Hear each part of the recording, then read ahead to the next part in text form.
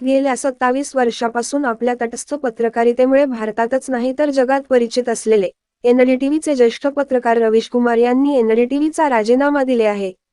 राजीनामा दिल्यानंतर त्यांची पहिली प्रतिक्रिया काय होती ते पहा. नमस्कार, मैं रवीश कुमार. आपका अंदाज़ा सही है कि क्या कहने जा रहा हूं, लेकिन गुजारिश है कि जो भी कह रहा हूं उसे धीरज के साथ सुनिएगा. भारत की पत्रकारिता में स्वर्ण युग तो कभी था भी नहीं, लेकिन आज के दौर की तरह भस्म युग भी नहीं था. भस्म युग से मेरा मतलब है जहां इस पेशे की हर अच्छी बात तेज गति से भस्म की जा रही हो. यह दिन भी आना ही था. इस देश में अलग अलग नाम वाले अनेक चैनल हो गए हैं, मगर सब हैं तो गोदी मीडिया ही. उसका परिवेश, उसका इकोसिस्टम, पत्रकारिता का और माहौल सब खत्म कर दिया गया है. मगर पत्रकारिता करने और कराने का दावा भी सब कर रहे हैं.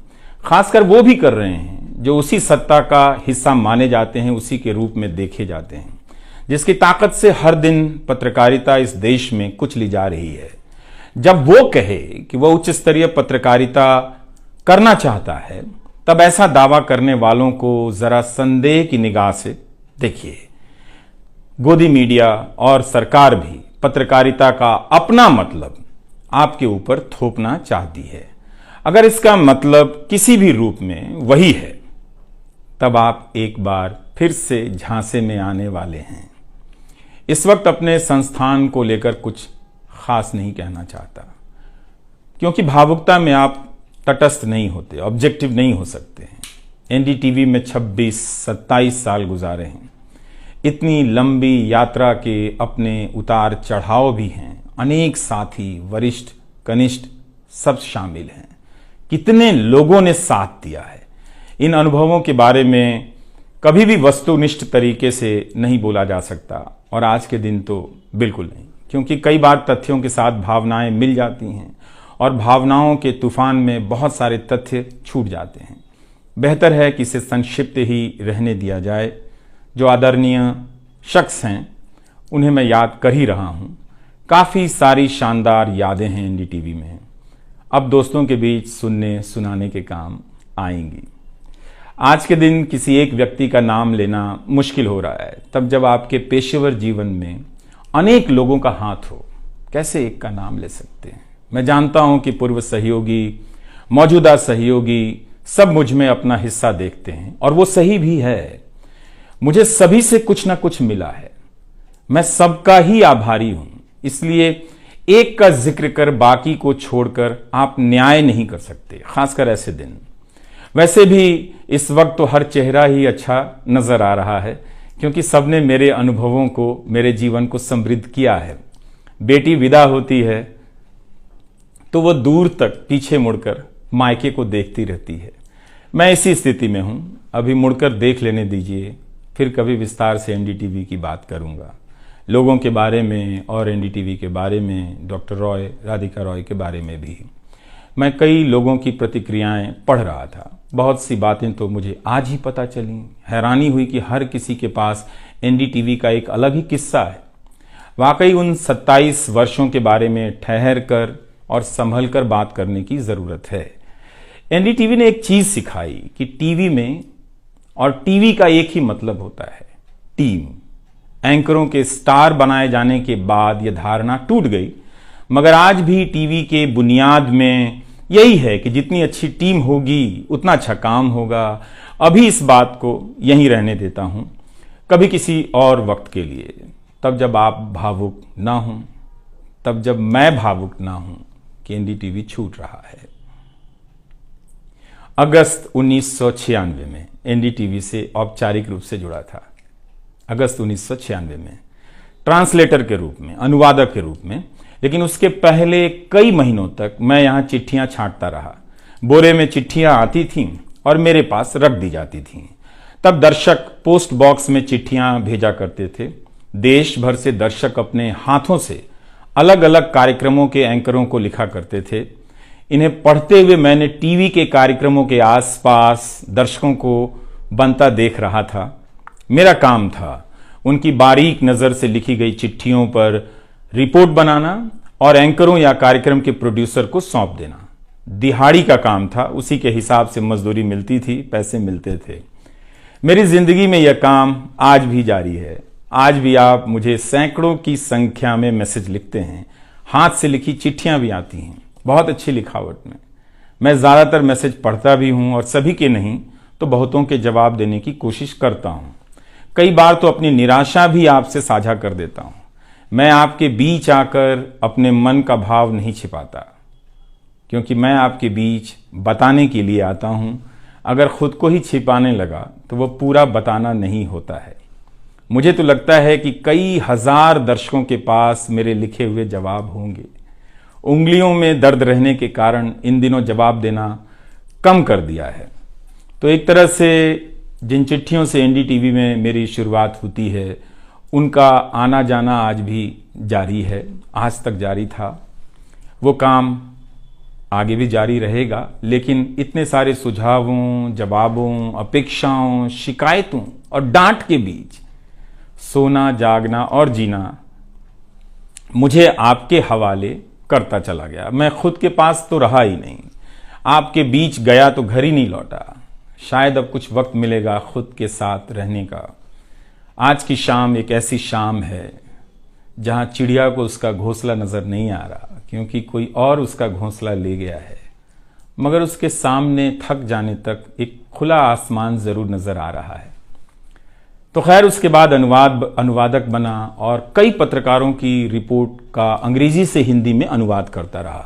इसके बाद मैं रिपोर्टर बन गया और फिर मेरी दैनिक रिपोर्ट की अलग यात्रा शुरू होती है। रवीश की रिपोर्ट से काफी कुछ सीखने को मिला। तो इस तरह से यह एनडीटीवी में ही संभव हुआ कि एक चिट्ठी छांटने वाला इसके एक चैनल का ग्रुप एडिटर समूह संपादक बनता है और आज उसे छोड़ रहा है, इस्तीफा दे रहा है।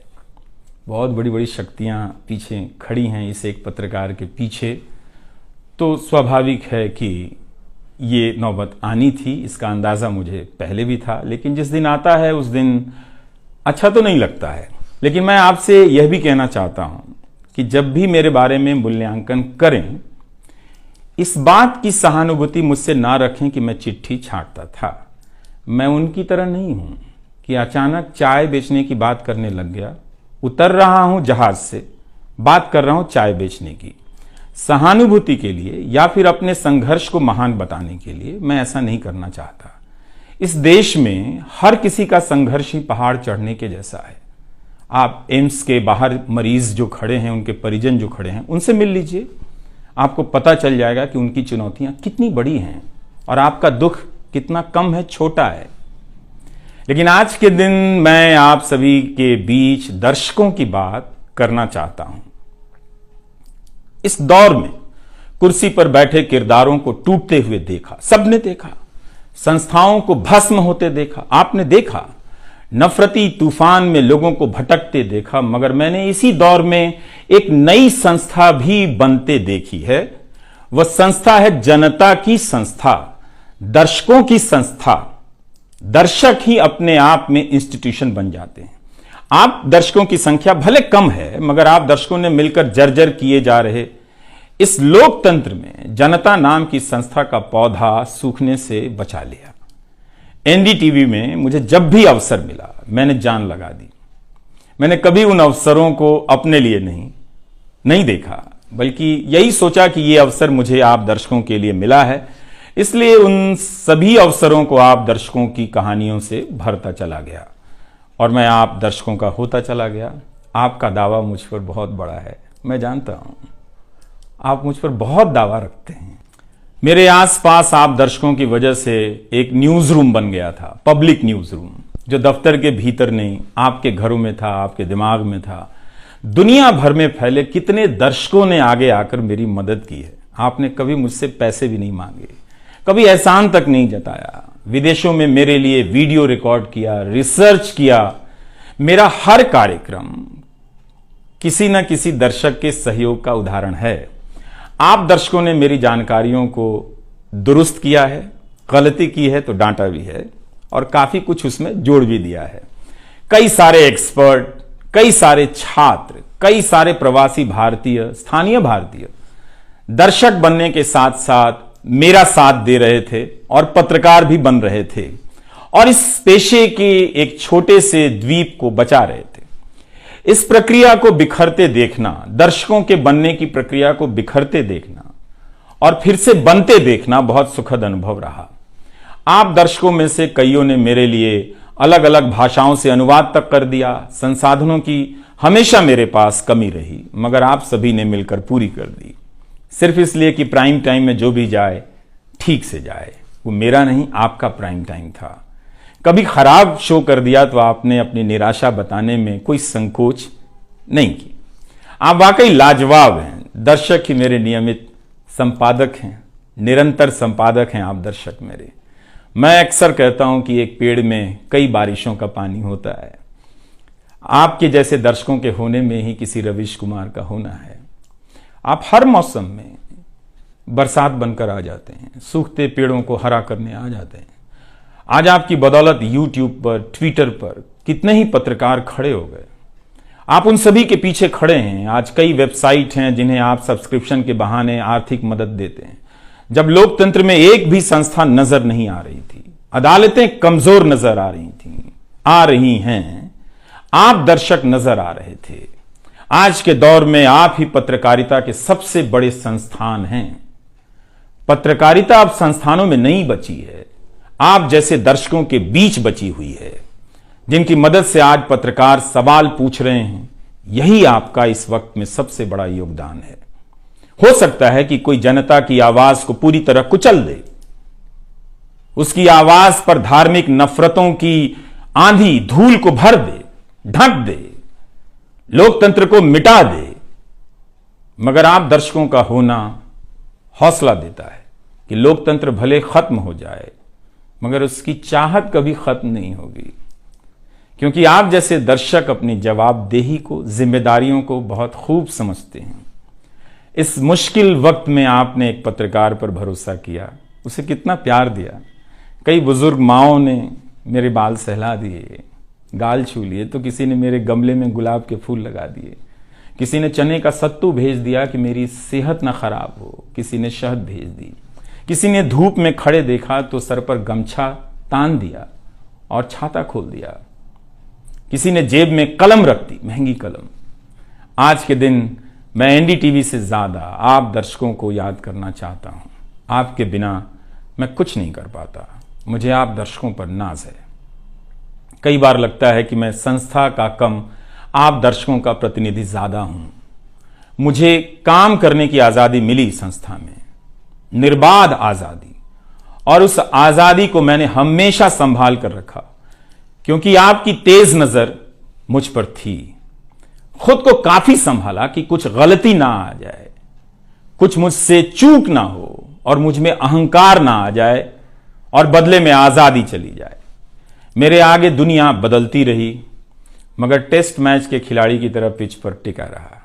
पर अब किसी ने मैच ही खत्म कर दिया है, उसे T20 में बदल दिया है। जनता को चवन्नी समझने वाले जगत सेठ हर देश में हैं, इस देश में भी हैं।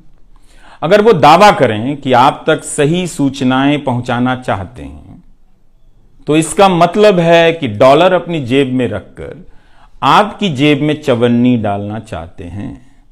पत्रकार एक खबर लिख दे तो जगत सेठ मुकदमा कर देते हैं और फिर सत्संग में आकर प्रवचन भी देते हैं कि वे पत्रकारिता का भला चाहते हैं। आप दर्शक इतना तो अपना भला समझते होंगे। इसलिए आज मैं अपने संस्थान से ज्यादा आप दर्शकों को याद करना चाहता हूं। मुझे हमेशा लगता था कि हिंदी का पत्रकार छत क्यों नहीं छुपाता है। ऐसा क्यों है? हिंदी पत्रकारिता के कई श्रेष्ठ संपादकों, पत्रकारों के कार्यों पर निगाह रहती थी। उनकी गहराई हैरान करती थी, फिर भी लगता था कि उनकी बात जमाने तक ठीक से नहीं पहुंची, पेशे के भीतर उन्हें उनकी जगह नहीं दी गई। पत्रकारिता का मतलब अंग्रेजी का पत्रकार होना हो गया। इसके कुछ ठोस कारण भी हैं, उनमें विस्तार से जाने का समय नहीं है, लेकिन तब भी हिंदी के जुझारू पत्रकार आसमान क्यों नहीं छू सकते हैं, यह बात कचोटती रही। इन सब बातों ने मेरे व्यवहार में काफी बदलाव कर दिए। भाषा को संयमित किया, मर्यादित किया, ताकि हिंदी का प्रभाव कम ना हो। बहुत सजगता से अपना काम इस तरह से किया कि लोगों को, देश के किसी भी हिस्से के लोगों को मेरी हिंदी से प्यार हो जाए। मेरी मातृभाषा हिंदी नहीं है, भोजपुरी है। भोजपुरी गांव है मेरे लिए। हिंदी मेरे लिए भाषा का वो शहर है, पहला शहर जहां मैं गांव से शहर आया था। लेकिन मुझे भारत के हर राज्य के दर्शकों से प्यार मिला है। हिंदी प्रदेशों की कुंठित राजनीति ने हिंदी को हथियार बना दिया। इससे हुआ कुछ नहीं, हिंदी को लेकर कुंठाएं ही बढ़ती चली गईं, किसी का भला नहीं हुआ। मैं उन सभी गैर हिंदी भाषी पत्रकारों, सामाजिक कार्यकर्ताओं, विद्वानों का शुक्रिया अदा करना चाहता हूं, जिन्होंने मेरी हिंदी को समृद्ध किया, जिन्होंने मेरे लिखे हुए का अपनी भाषा में अनुवाद किया और अपनी भाषा में लिखी हुई जानकारियों का मेरे लिए अनुवाद कर दिया, मुफ्त में। कई बार लगता था कि अलग अलग डिब्बे जुड़ते जा रहे हैं और रेल बनती जा रही है। उर्दू, मलयालम, तमिल, कन्नड़ा, पंजाबी, गुजराती, मारवाड़ी, बंगाली, मराठी भाषा के पत्रकारों ने कितना कुछ जोड़ा है। यह बात कहीं हिंदी बनाम अंग्रेजी की तरफ ना मुड़ जाए, इसलिए कहना जरूरी है कि अंग्रेजी भाषा में लिखने वाले विद्वानों और पत्रकारों ने मेरी खुलकर मदद की है, मेरे साथ बराबरी का व्यवहार किया। जो नहीं कर सके, ऐसे हैं, उनका क्या हिसाब करना, उनका क्या रोना, मगर जो बराबरी के साथ पेश आते रहे, उनका आभार व्यक्त करना चाहिए। उन सभी ने अपना श्रेष्ठ मुझसे साझा किया, किताबें दी, अवसर बताए, मेरे लेख का अनुवाद तक कर दिया, ज्यादा लोगों तक पहुंचा दिया। मेरे जीवन में इतिहास के मेरे शिक्षकों का बहुत योगदान है। मेरे शिक्षक मेरी जान है। मैं चाहता हूं कि आप मेरे जरिए मेरे पीछे खड़े अनगिनत लोगों के बारे में जानें, उन्हें भी देखें। और दोस्तों को कौन भूल सकता है, बहुत अच्छे अच्छे दोस्त मिले, कम मिले लेकिन मिले। आप जनता के बीच जाने के तमाम अवसर मेरे लिए बहुत खास हैं। तमाम आंदोलनों को कवर करने गया, आपके बीच जाते ही जो चीज खास नजर आती थी वो है एक पत्रकार के प्रति आपका विश्वास, आपकी समझ। आप लोगों से मैं घिर जाता था।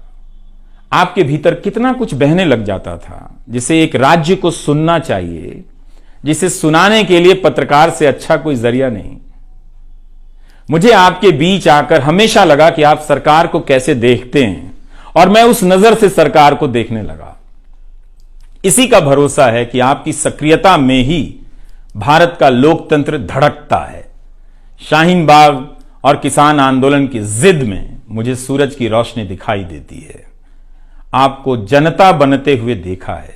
मेरा विश्वास गहरा होता चला है कि तंत्र भले खत्म हो जाए, लेकिन जनता के बीच जन बचा हुआ है।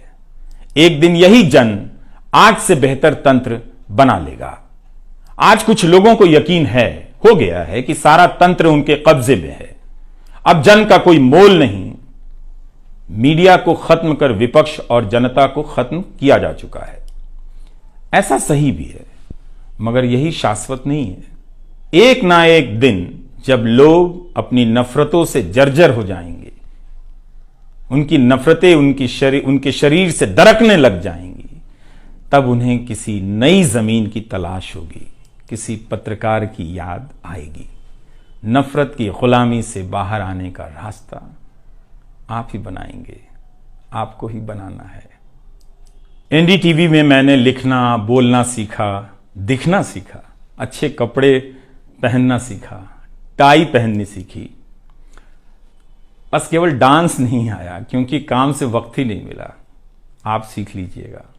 आज के दिन मैं अपनी महिला सहयोगियों को खास तौर से याद करना चाहता हूं। काम के प्रति ईमानदारी, टिक कर काम करना और पेशे की नैतिकता की समझ मुझे अपनी महिला सहयोगियों से मिली है, और मैंने उनसे चुरा भी ली है। उनसे मेरी सामाजिक और नैतिक समझ बहुत बेहतर हुई।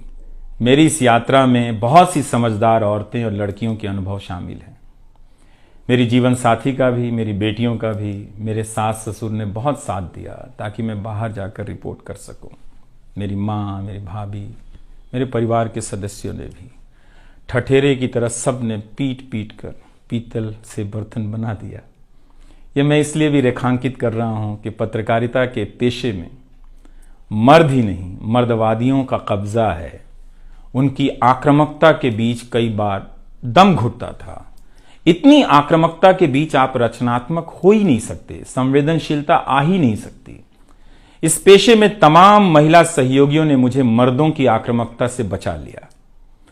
अगर आप इस पेशे में आ रहे हैं, विद्यार्थी हैं, तो हमेशा अपनी महिला सहयोगियों के साथ सलीके से पेश आइए, उनकी काबिलियत को स्वीकार कीजिए, तारीफ कीजिए।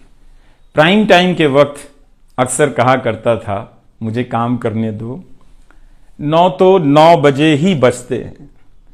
सुबह उठते ही मेरे दिमाग में रात के 9 बजने लग जाते थे। मैं टाइप करने लग जाता था, रोज 5000, 6000, 7000 शब्दों की टाइपिंग। अब शायद 9 ना बजे, प्राइम टाइम ना हो। मुझे पता नहीं था, पता नहीं है कि अब 9 बजे क्या करूंगा। मुझे टीवी से बहुत प्यार है, इस माध्यम से दिल लग गया था, शायद इसी वजह से दिल टूट रहा है। वो लाल माइक याद आता रहेगा, अब वो लाल माइक नहीं होगा। मैं जानता हूं कि आप दर्शकों की आदतों में मैं शामिल हो गया हूं।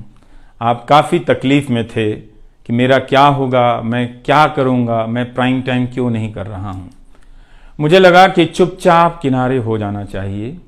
धीरे धीरे मेरे नहीं होने की आदत आपको डाल देनी चाहिए। इसलिए कई दिनों से प्राइम टाइम नहीं कर रहा था, ताकि आप मुझे कुछ भूल सकें। मगर आप हैं, मानते ही नहीं।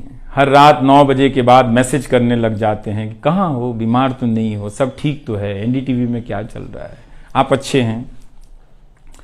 तो भारत का मीडिया स्पेस बदल चुका है।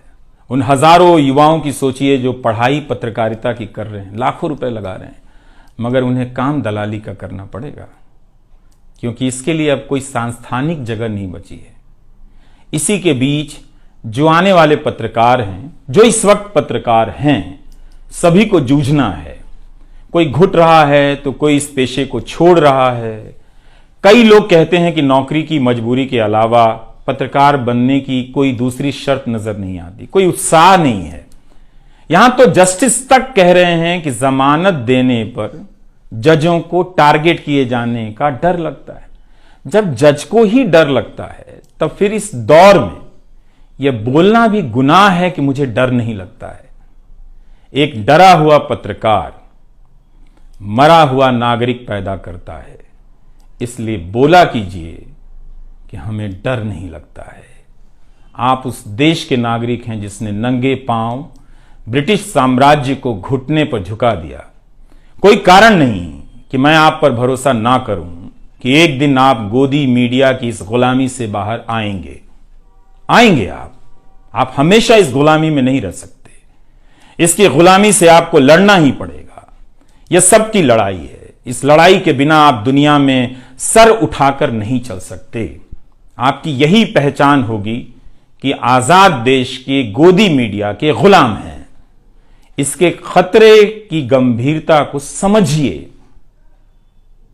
कानून की आड़ में अब अधिकार कुचले जा रहे हैं, अभिव्यक्तियों को रौंदा जा रहा है ताकि सारे अवैध काम वैध नजर आए। इस समय मेरे रास्ते निश्चित नहीं हैं, निश्चित हैं तो सिर्फ हौसला है। उसका भी क्या भरोसा, कभी आसमान में होता है, कभी पाताल में। एक YouTube चैनल बनाया है रवीश कुमार ऑफिशियल, और फेसबुक पेज भी है रवीश का पेज।